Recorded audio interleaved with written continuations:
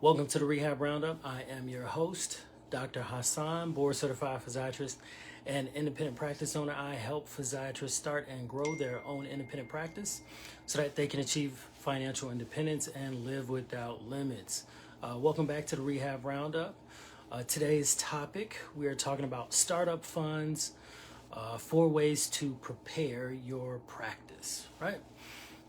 So today I had a really good day. So myself and my associate, we went and had a meeting with the trauma team.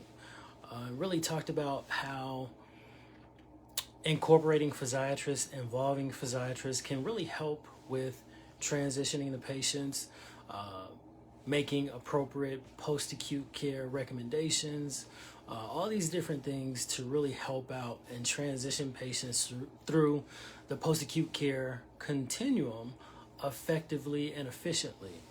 And it kind of goes back to last week when I talked about the epiphany that I had in terms of how I built my business. And this is how I built my business, right?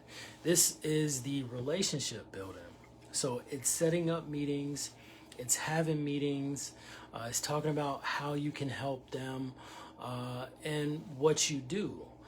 And over time, it builds up and it builds that bond, which really helps you in the future. So you put in the work up front for the long-term gains on the back end. So I did that today. I had another meeting with another physician and a potential opportunity at another rehab hospital. So it's really that relationship building. That's how I built my practice. And in this age of social media, you can really leverage social media as a digital way to build and grow relationships. So that's something that I'm really making a focus, that I'm really focusing on to help. So we're going to get into our topic for today, which is startup funds or funding, 4 ways to really prepare your practice. I'm Dr. Hassan, board certified physiatrist and independent practice owner. I help physiatrists start and grow their own independent practice so that they can achieve financial independence and live without limits. So when we're talking about startup funds and different ways to start and prepare your practice, you always want to think about, do I have enough money? That's going to be important.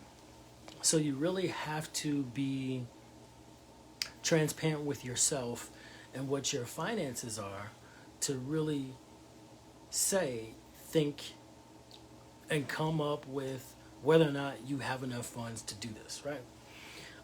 You have to think about, hey, can I quit my job or stop doing what I'm doing currently to really spend all your time and effort in building this practice, whatever that practice is that you want to build.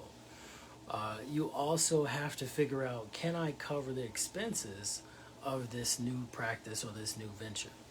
So these are really 3 important questions that you're going to have to ask yourself when you're preparing to build this practice. And with all of this, you have to do your homework. You really have to take a deep dive into your finances and really tease out and figure out where the money is coming from and where the money is going, so that you can find ways to cut the fat, for lack of a better word or phrase, really be nimble and efficient so that that extra revenue you can really put toward building and preparing that practice. All right, so you want to talk about 4 ways to prepare your practice. So 1, you want to assess your personal finances. You have to review your credit card statements, bank account statements, and really figure out where this cash flow is coming from. Where it's coming in, where it's going out. And once you do that, you really want to look at it and say, hey, where can I eliminate some waste? You want to reduce your expenses wherever you can. So does that mean, not getting that cup of Starbucks in the morning that you normally get, not getting those 2 Red Bulls in the morning? You really want to look at that and figure out what areas can you prioritize, really cut out those expenses that aren't as productive. You also want to hold off on big ticket purchase of big ticket items as well. You know, you can't necessarily make these big ticket item purchases if you're trying to assess your personal finances. So that's number one. Number two, you want to evaluate your practice expenses. So in preparing this practice, like, what are you going to have to purchase? What are your minimum practice expenses? You know, if you're renting a space or leasing a space, that's going to be rent, that's going to be utilities. You want to think about equipment, personnel, if that's what it is. So you really want to evaluate what these expenses are and do it in such a way that you're as efficient as possible. You don't want to have any unnecessary expenses early on when you're preparing this practice, because you may not have enough funding for it. So number two, you really have to evaluate your practice expenses. Number three, you got to do the math. You need to make sure that you have 6 months of cash on hand, 6 months of cash reserves.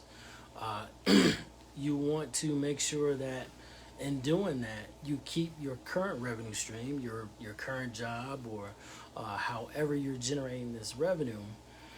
But you want to minimize the amount of time that you're doing that, because whatever extra time, that's what you want to put into preparing this practice.